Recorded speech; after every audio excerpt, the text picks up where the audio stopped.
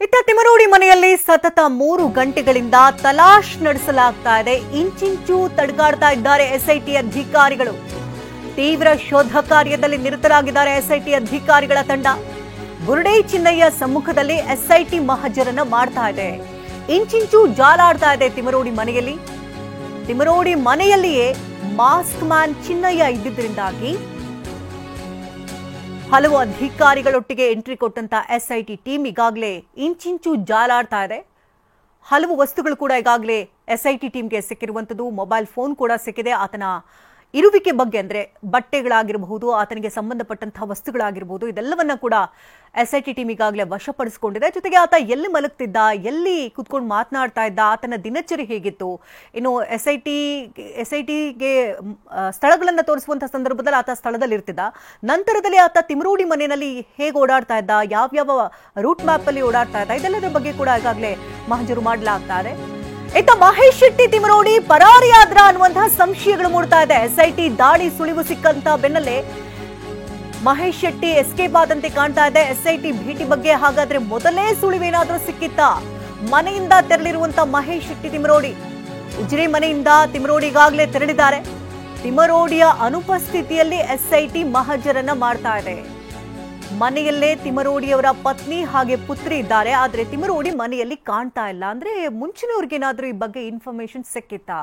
Information ಸಿಕ್ಕಿರೋದ್ರಿಂದಲೇ ತಮ್ಮನ್ನು ಏನಾದ್ರೂ ವಿಚಾರಣೆಗೆ ಒಳಪಡಿಸ್ತಾರೆ ಅಥವಾ ಪ್ರಶ್ನೆಗಳನ್ನ ಕೇಳ್ತಾರೆ ಅನ್ನುವಂತ ಭಯದಿಂದ ಏನಾದ್ರೂ ಮನೆಯಿಂದ ಕಾಲ್ಕಿತ್ತಿದ್ದಾರ ಗೊತ್ತಿಲ್ಲ. ಈಗ ತಕ್ಷಣಕ್ಕೆ ಸಿಗ್ತಾ ಇರುವಂತ ಮಾಹಿತಿ ಪ್ರಕಾರ ಎಸ್ಐಟಿ ದಾಳಿ ಸುಳಿವು ಸಿಕ್ಕಂತಹ ಬೆನ್ನಲ್ಲೇ ಅವರು ಪರಾರಿಯಾಗಿದ್ದಾರೆ ಎನ್ನುವಂತ ಸಂಶಯಗಳು ವ್ಯಕ್ತವಾಗ್ತಾ ಇದೆ.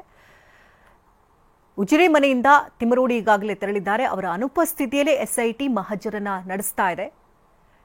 ಈಗ ಮನೆಯಲ್ಲಿ ತಿಮರೋಡಿ ಪತ್ನಿ ಹಾಗೆ ಪುತ್ರಿ ಮಾತ್ರ ಇದ್ದಾರೆ. ಇಂಚಿಂಚು ಜಾಲಾಡ್ತಾ ಇದೆ ಎಸ್ಐಟಿ ಟೀಮ್. ಮಾಸ್ಕ್ ಮ್ಯಾನ್ ಅನ್ನ ಈಗಾಗಲೇ ಕರ್ಕೊಂಡು ಹೋಗಲಾಗಿದೆ. ಕರ್ಕೊಂಡು ಹೋಗಿ ಆತ ದಿನಚರಿ ಹೇಗಿತ್ತು, ಆತನಿಗೆ ಸಂಬಂಧಪಟ್ಟಂತ ವಸ್ತುಗಳು ಇದೆಲ್ಲವನ್ನ ತಡೆಗಾಡ್ತಾ ಇದ್ದಾರೆ. ಇನ್ನು ತಿಮರೋಡಿ ಮನೆಯಲ್ಲಿ ಹಲವು ವಸ್ತುಗಳನ್ನ ಸೀಸ್ ಮಾಡಲಾಗಿದೆ. ಏನೇನು ವಸ್ತುಗಳು ಸಿಕ್ಕಿದೆ ಅಂತ ನೋಡೋದಾದ್ರೆ, ನಂಬರ್ 1 ಚಿನ್ನಯ್ಯ ಬಳಸ್ತಾ ಇದ್ದಂತ ಮೊಬೈಲ್ ವಶಕ್ಕೆ ಪಡೆಯಲಾಗಿದೆ. ನಂಬರ್ 2 ಸಿಸಿಟಿವಿ ಹಾರ್ಡ್ ಡಿಸ್ಕ್ ಅನ್ನ ವಶಕ್ಕೆ ಪಡ್ಕೊಂಡಿದ್ದಾರೆ. ನಂಬರ್ 3 ಕೆಲ ಮಹತ್ವದ ದಾಖಲೆಗಳು ಎಸ್ಐಟಿ ವಶಕ್ಕೆ ಸಿಕ್ಕಿದೆ. ಆ ದಾಖಲೆಗಳನ್ನ ಎಸ್ಐಟಿ ಟೀಮ್ ರಿವೀಲ್ ಮಾಡ್ತಾ ಇಲ್ಲ.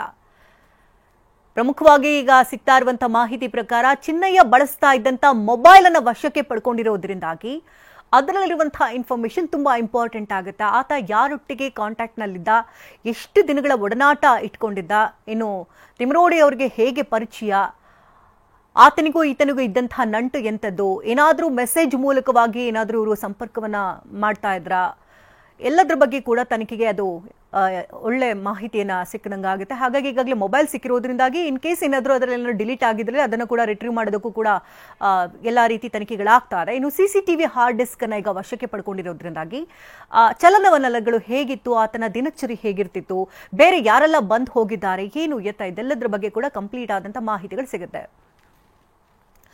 ಈ ಬಗ್ಗೆ ಹೆಚ್ಚಿನ ಡೀಟೇಲ್ಸ್ ಅನ್ನ ಕೊಡೋದಕ್ಕೆ ನೇರ ಸಂಪರ್ಕದಲ್ಲಿ ಧರ್ಮಸ್ಥಳದ ಪ್ರತಿನಿಧಿ ಅಶೋಕ್ ಇದ್ದಾರೆ. ಅಶೋಕ್, ಈಗಾಗಲೇ ತನಿಖೆ ಒಂದು ಹಂತದಲ್ಲಿ ಬಂದ್ ನಿಂತಿದೆ. ಹಲವು ಆಯಾಮಗಳಲ್ಲಿ ಎಸ್ಐಟಿ ಟೀಮ್ ಕೂಡ ಈಗಾಗಲೇ ತನಿಖೆಯನ್ನು ಮಾಡ್ತಾ ಇರುವಂತದ್ದು. ಈಗ ಸದ್ಯಕ್ಕೆ ಏನೆಲ್ಲ ಬೆಳವಣಿಗೆಗಳಾಗಿದೆ ಘಟನೆಗೆ ಸಂಬಂಧಪಟ್ಟಂತೆ? ಈ ಕಡೆ ಒಂದ್ ಕಡೆ ತಿಮರೋಡಿ ಕೂಡ ಎಸ್ಕೇಪ್ ಆಗಿದ್ದಾರೆ ಮನೆಯಿಂದ ಅಂತ ಹೇಳಲಾಗ್ತಾ ಇದೆ. ಈಗ ಎಸ್ಐಟಿಗೆ ಸಿಕ್ಕಿರುವಂತಹ ಪ್ರಮುಖ ವಸ್ತುಗಳು ಏನೇನು?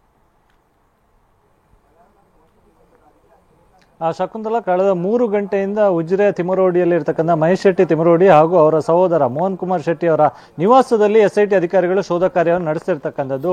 ಇವತ್ತು ಬೆಳಿಗ್ಗೆ 9 ಗಂಟೆ ಸುಮಾರಿಗೆ ಎಸ್ಐಟಿ ಅಧಿಕಾರಿಗಳು ಜಿತೇಂದ್ರ ದಯಾಮ್ ಅವರ ನೇತೃತ್ವದ ತಂಡ ಬಂದಿತ್ತು. ಈಗಾಗಲೇ ಪ್ರಮುಖವಾಗಿ ಆತ ಏನು ಉತ್ಖನನ ಕಾರ್ಯಾಚರಣೆಗೆ ಹೋಗುವ ಸಂದರ್ಭದಲ್ಲಿ ತಿಮರೋಡಿ ಅವರ ನಿವಾಸದಲ್ಲೇ ಇಲ್ಲಿಂದ ಹೋಗ್ತಿದ್ದ.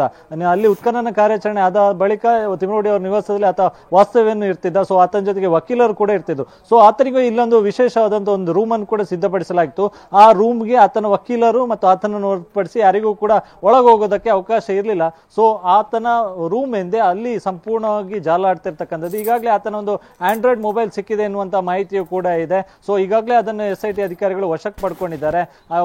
ಈ ಒಂದು ತಂಡದಲ್ಲಿ ಇದ್ದಂತಹ ಸೋಕೋ ಟೀಮ್ನ FSLಗೆ ಸಂಬಂಧಪಟ್ಟ ಅಧಿಕಾರಿಗಳು ಅದೊಂದು ಸೀಸ್ ಮಾಡುವಂತ ಕೆಲಸವನ್ನು ಕೂಡ ಮಾಡಿದ್ದಾರೆ. ಈಗಾಗಲೇ ಆತನ CDR ಗಳನ್ನು ಕೂಡ ತೆಗೆದಿರ್ತಕ್ಕಂಥ, ಆತ ಎಲ್ಲೆಲ್ಲಿ ಹೋಗಿದ್ದ, ಯಾರ ಜೊತೆ ಸಂಪರ್ಕವನ್ನು ಬೆಳೆಸಿದ್ದ, ಸೊ ಮೊಬೈಲ್ ನಲ್ಲಿ ಏನಾದ್ರು ಸಾಕ್ಷ್ಯ ಸಿಗುತ್ತೆ ಅನ್ನುವಂತ ನಿಟ್ಟಿನಲ್ಲಿ ಮುಂದಿನ ದಿನಗಳಲ್ಲಿ SIT ಅಧಿಕಾರಿಗಳು ಅದನ್ನು ರಿಟ್ರೀವ್ ಮಾಡುವಂತ ಕೆಲಸವನ್ನು ಕೂಡ ಮಾಡ್ಲಿಕ್ಕಿದ್ದಾರೆ. ಈ ನಡುವೆ ಮಹೇಶ್ ಶೆಟ್ಟಿ ತಿಮರೋಡಿ ಅವರ ನಿವಾಸದಲ್ಲಿ 2 CC ಕ್ಯಾಮೆರಾಗಳಿತ್ತು. ಸೊ ಆ CC ಕ್ಯಾಮೆರಾದ ಹಾರ್ಡ್ ಡಿಸ್ಕ್ ಗಳನ್ನು ಕೂಡ ಈಗಾಗಲೇ SIT ಅಧಿಕಾರಿಗಳು ವಶಕ್ಕೆ ಪಡ್ಕೊಂಡಿರ್ತಕ್ಕಂಥದ್ದು. ಚಿನ್ನಯ್ಯ ಯಾವಾಗ ತಿಮರೋಡಿ ಅವರ ನಿವಾಸಕ್ಕೆ ಬಂದ ಎನ್ನುವಂಥದ್ದು ಅದರಲ್ಲಿ ಸ್ಪಷ್ಟವಾಗಿ ಗೊತ್ತಾಗುತ್ತೆ. ಹೀಗಾಗಿ ಆತನ ಜೊತೆಗೆ ಬಂದಂತವ್ರು ಯಾರು, ಆತ ಉತ್ಖನನ ಕಾರ್ಯಾಚರಣೆ ಆದ ಬಳಿಕ ಏನು ಆತ ಇಲ್ಲೇ ಕಾಳ ಕಲಿಯುತ್ತಿದ್ದ, ಸೊ ಇಲ್ಲಿ ಅದಾದ ಬಳಿಕ ನಡೆಯುತ್ತಿದ್ದಂತ ಕಾರ್ಯಚಟುವಟಿಕೆ ಏನೇನು, ಯಾರ್ಯಾರು ಬಂದು ಮೀಟ್ ಆಗ್ತಿದ್ರು, ಸೊ ಇದೆಲ್ಲವೂ ಕೂಡ ದಾಖಲೆಗಳು ಅಲ್ಲಿ ಟೆಕ್ನಿಕಲ್ ಎವಿಡೆನ್ಸ್ ಆಗಿ ಸಿಗುತ್ತೆ. ಸೊ ಅದನ್ನು ಕೂಡ ಈಗಾಗಲೇ SIT ಅಧಿಕಾರಿಗಳು ವಶಕ್ಕೆ ಪಡ್ಕೊಂಡಿರ್ತಕ್ಕಂಥ ಕಳೆದ 3 ಗಂಟೆಯಿಂದ ಈ ಕಾರ್ಯಾಚರಣೆ ನಡೀತಾ ಇದೆ. ಇನ್ನು ತಿಮರೋಡಿ ಅವರ ನಿವಾಸಕ್ಕೆ ಯಾರಿಗೂ ಕೂಡ ಮಾಧ್ಯಮದವರಿಗೂ ಕೂಡ ಹೋಗೋದಕ್ಕೆ ಅವಕಾಶ ಇಲ್ಲ. ಸೊ ಇಲ್ಲೇ ಪೊಲೀಸ್ ಭದ್ರತೆಯನ್ನು ಕೂಡ ಮಾಡಿಕೊಳ್ಳಲಾಗಿದೆ. ಗಮನಿಸಬಹುದು KSRP ತುಕಡಿಯನ್ನು ಕೂಡ ನಿಯೋಜಿಸಲಾಗಿದೆ ಮತ್ತು ಈ ಭಾಗದಲ್ಲಿ ಗಮನಿಸಬಹುದು ಪೊಲೀಸ್ ಭದ್ರತೆಯನ್ನು ಕೂಡ ಕೈಗೊಳ್ಳಿರತಕ್ಕಂಥದ್ದು. ಅಲ್ಲಿ ಆ ಭಾಗಕ್ಕೆ ಇಲ್ಲಿಂದ ಸುಮಾರು 1 ಕಿಲೋಮೀಟರ್ ದೂರದಲ್ಲಿ ತಿಮರೋಡಿ ಅವರ ನಿವಾಸ ಇದೆ. ಸೊ ಅಲ್ಲಿಗೆ ಯಾರಿಗೂ ಕೂಡ ಹೋಗೋದಕ್ಕೆ ಅವಕಾಶ ಇಲ್ಲ. ಸೊ ಮಾಧ್ಯಮಗಳಿಗೂ ಕೂಡ ಇವತ್ತು ನಿರ್ಬಂಧವನ್ನು ಕೂಡ ವಿಧಿಸಲಾಗಿದೆ.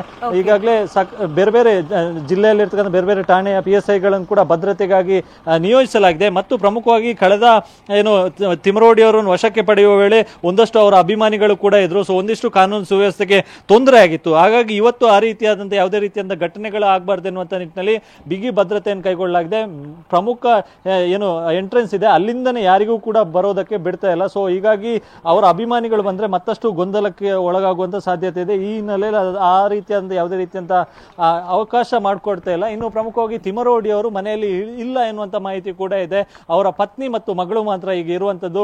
ಹೀಗಾಗಿ ಈ ಒಂದು SIT ಶೋಧ ಕಾರ್ಯಾಚರಣೆ ನಡೆಯುತ್ತಿತ್ತು. ಇದರ ಮಾಹಿತಿ ಮೊದಲೇ ತಿಮರೋಡಿ ಅವರಿಗೆ ಸಿಕ್ಕಿತ್ತಾ ಎನ್ನುವಂತ ಪ್ರಶ್ನೆ ಕೂಡ ಇರುತ್ತೆ. ಸದ್ಯಕ್ಕೆ ಅವರು ಗಣೇಶೋತ್ಸವ ಕಾರ್ಯಕ್ರಮ ಕೂಡ ಉಜಿರೆಯಲ್ಲಿದೆ. ಸೊ ಆ ಹಿನ್ನೆಲೆಯಲ್ಲಿ ಅವರು ಬ್ಯುಸಿ ಆಗಿರುವಂತ ಸಾಧ್ಯತೆ ಇದೆ. ಹೀಗಾಗಿ ಈ SIT ಶೋಧ ಕಾರ್ಯಾಚರಣೆ ವೇಳೆ ಮಹೇಶ್ ಶೆಟ್ಟಿ ತಿಮರೋಡಿ ಅವರು ಮನೆಯಲ್ಲಿ ಇಲ್ಲ, ಬದಲಾಗಿ ಅವರ ಪತ್ನಿ ಮತ್ತು ಮಗಳು ಮಾತ್ರ ಇರ್ತಕ್ಕಂಥದ್ದು. ಆದ್ರೆ ಅವರ ಸಹೋದರ ಮನೆಯಲ್ಲಿ ಇದ್ದಾರೆ. ಸೊ ಸಹೋದರನಿಗೆ ಈ ಪ್ರಕರಣಕ್ಕೆ ಏನಾದ್ರು ಲಿಂಕ್ ಇದೆಯಾ ಅನ್ನುವಂತ ನಿಟ್ಟಿನಲ್ಲಿ ಆ ನಿಟ್ಟಿನಲ್ಲಿ ಕೂಡ SIT ಅಧಿಕಾರಿಗಳು ತನಿಖೆಯನ್ನು ಮಾಡ್ತಿದ್ದಾರೆ. ಒಂದು ವೇಳೆ ಬಲವಾದ ಸಾಕ್ಷ್ಯಾಧಾರಗಳು ಸಿಕ್ಕಿದ್ರೆ, ಈ ಆಲ್ರೆಡಿ ಅಪವಾದ ಇರುವಂತದ್ದು, ಇದರ ಹಿಂದೆ ಬಹಳ ದೊಡ್ಡ ಷಡ್ಯಂತ್ರ ನಡೆದಿದೆ ಅನ್ನುವಂಥದ್ದು. ಇದರ ಜೊತೆಗೆ ಆ ಚಿನ್ನಯ್ಯನು ಕೂಡ ಒಂದಿಷ್ಟು ಮಂದಿಯ ಹೆಸರನ್ನು ಕೂಡ ಹೇಳಿದ್ದಾನೆ. ಸೊ ಆ ಹೆಸರಿಗೆ ತಕ್ಕಂತೆ ಏನಾದ್ರೂ ಈ ಸಂಚಲ್ಲಿ ಭಾಗಿಯಾಗಿರೋದು ಪ್ರೂವ್ ಆದ್ರೆ, ಸಾಕ್ಷ್ಯಾಧಾರಗಳ ಮೂಲಕ ಗೊತ್ತಾದ್ರೆ ಅವರನ್ನು ಕೂಡ ವಶಕ್ಕೆ ಪಡೆಯುವಂತ ಸಾಧ್ಯತೆ ಇದೆ. ಪ್ರಾರಂಭದಲ್ಲಿ ನೋಟಿಸ್ ಅನ್ನು ಕೊಟ್ಟು ವಿಚಾರಣೆಗೆ ಹಾಜರಾಗಿ ಅಂತ ಹೇಳ್ತಾರೆ. ಅದಾದ ಬಳಿಕ ಎಲ್ಲಿ ಏನಾದ್ರೂ ವಿಚಾರಣೆ ಸಂದರ್ಭದಲ್ಲಿ ಇವರು ಈ ಒಂದು ಷಡ್ಯಂತ್ರದಲ್ಲಿ ಭಾಗಿಯಾಗಿರೋದು ಗೊತ್ತಾದ್ರೆ ಅವರನ್ನು ಕೂಡ ವಶಕ್ಕೆ ಪಡೆಯುವಂತ ಎಲ್ಲ ಸಾಧ್ಯತೆ ಇದೆ.